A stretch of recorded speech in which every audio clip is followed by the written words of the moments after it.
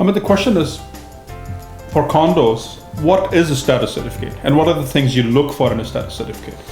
So status certificate it's a legal document provided by the management company for the condo. It's over 150 pages of legal jargon that we read. It represents the financials of the condo. It gives us an in-depth picture of the financial health of this condo, whether there's any pending lawsuits on it, if there's a slip and fall, for example. We go through that and we let you know not whether it's a good purchase or not, but just so that you have an exact picture of what you're purchasing and what the financial situation is of it. So you know about future common expenses in case there's going to be an increase or a decrease, etc. So Amit, the question is, what is the special assessment on the condo corporation?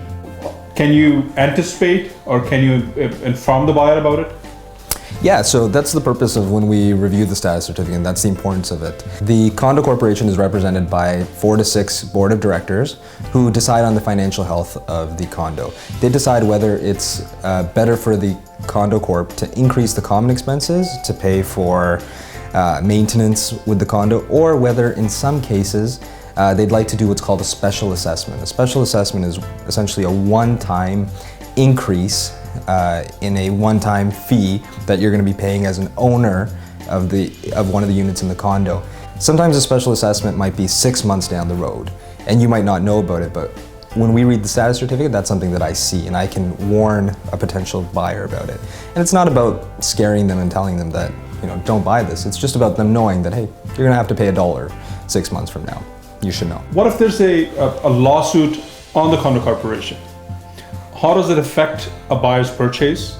And should he be even worried when he reads the lawsuit?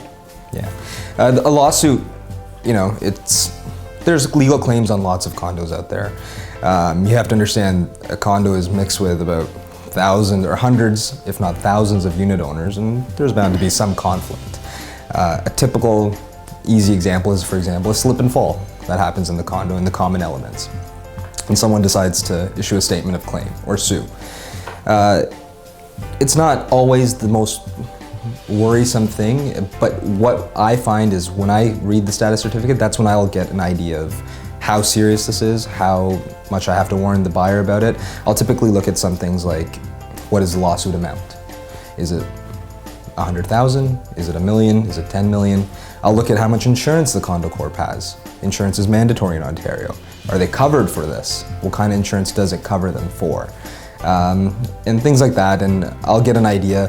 What I like to do, especially where it's a lawsuit, is I'd like to actually call the management company. They'll be able to give us details and maybe even give us a copy of the claim. So that way we can read it and get a little bit more analysis on what the condo corp is facing.